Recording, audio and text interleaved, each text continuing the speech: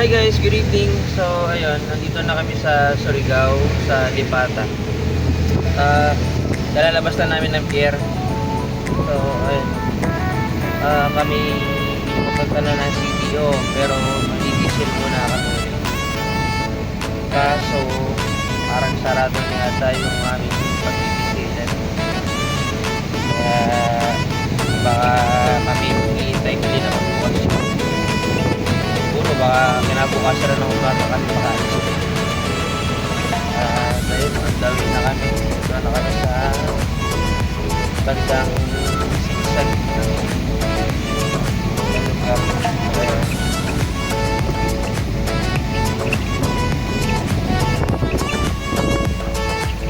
Halos silang oras din. Medyo mabalo din sa kanami parko pero hindi na lang hindi maalo. 5 p.m. 5 na oras. So ayun, update na lang ulit sa mga susunod na mangyayari.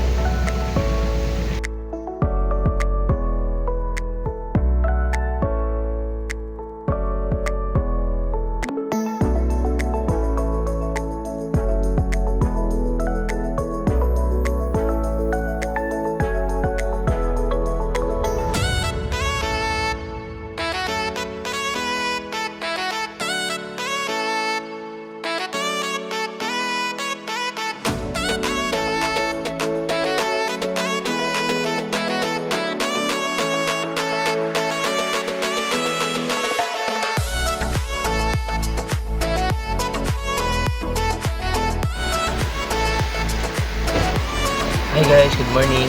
At ayun, nandito na kami sa Butuan. Kagabi pa kami nandito kasi yun nga, sarado nga itong COI. Ngayon, 5 p.m. nag-post na siya. At katatapos lang namin nagpa-diesel. So, resibo na lang hinihintay kami ay alis na. At ako na rin pala mag-drive. So, ayan, prepare na ako. So, ayun.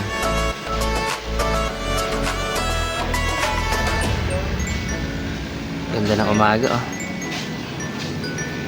Hindi pa magiging maulan. So sana tuloy-tuloy.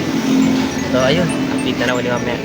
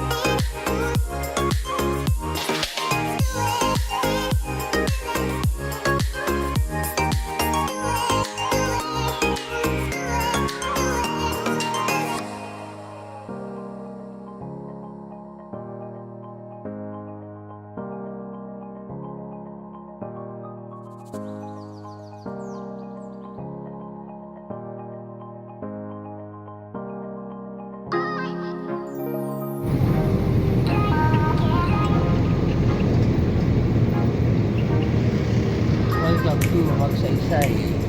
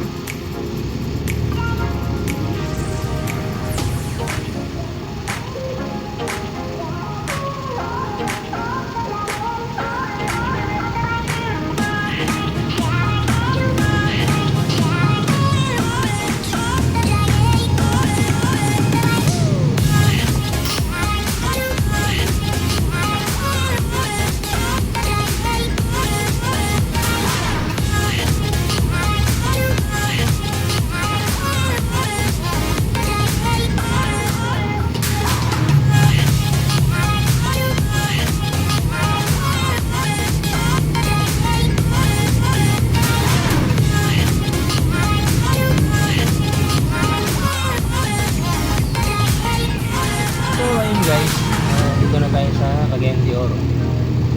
Malapit na kami sa JNT. So, ayan.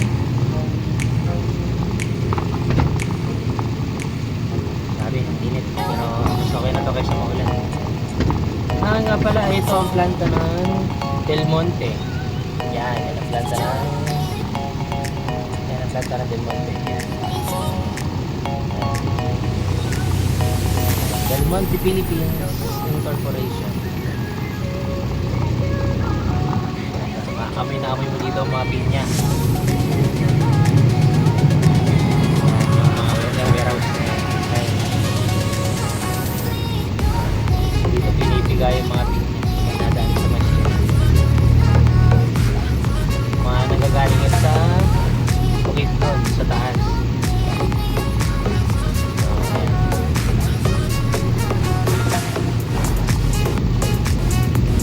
At kung ikaw naman ay papunta sa Bukidnon, so yung ilalim ng tulay na yan, kakanan ka dyan kung paakit ka ng Bukidnon.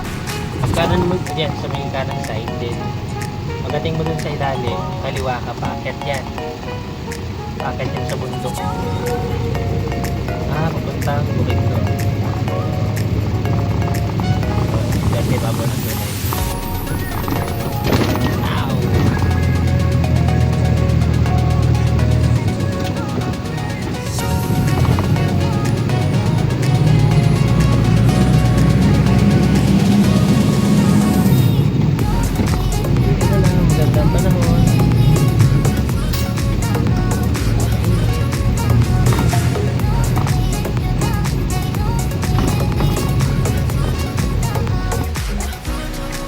Hi guys, good morning. So ayun, nandito na kami sa CDO JNT.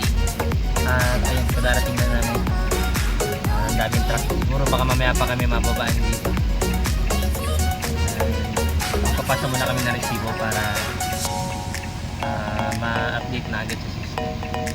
So ayun, salamat naman at sipang naging biyahe papunta dito sa Cagayan. And ayun, enjoy naman.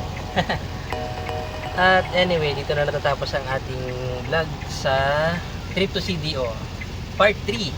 So ayun, sa susunod na biyahe uli, tayo mag-vlog ulit. So ingat lahat. Yan, God bless.